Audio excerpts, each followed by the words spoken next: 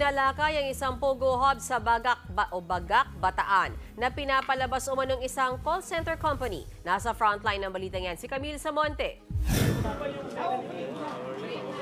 Sa bisa ng search warrant, sinalakay ng mga tauhan ng PNP, CIDG, PAOK at AFP ang compound ng Central 1 Bataan sa bayan ng Bagak. Nag-ooperate ito bilang Business Process Outsourcing Company o BPO. Pero natuklasang isa pala itong pogo hub ng cryptocurrency at sports betting. Tumatanggap daw ng mga taya ang Central 1 mula sa ibang bansa. You will need a permit from PAGCOR, which they don't have. Now, if you also offer cryptocurrency services, you have to clarify from the monetary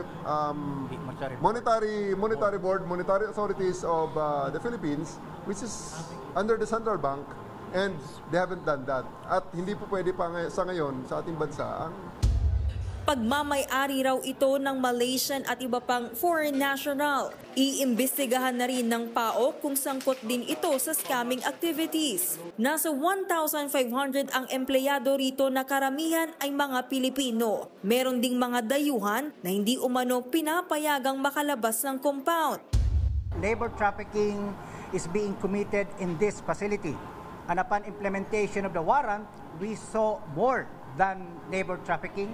So we saw violations in relation to offshore gaming operations that are not allowed within the permits of this particular POGO, IGL.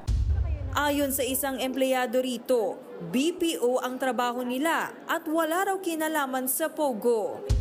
Wala pong scam dito, di po kami nag-scam ng tao dito. Nag-aayos lang po ng mga documents po, pati kung makausap lang po ng tao. Anong industry sila?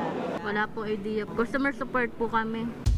Nakarehistro ang kumpanya sa Authority of Freeport Area of Bataan o AFAP. Pero giit ng PAOK, hindi sila pwedeng mag-operate bilang POGO nang walang permit sa PAGCOR. Hunyo lang nang inspeksyonin ito ni Bataan Governor Joet Garcia at wala raw silang nakita ang irregularidad. Dadalhin naman sa PAOK facility sa Pasay ang mga foreign workers para sampahan ng reklamong paglabag sa immigration law. Nagbabalita mula sa Frontline, Camille Samonte, News 5.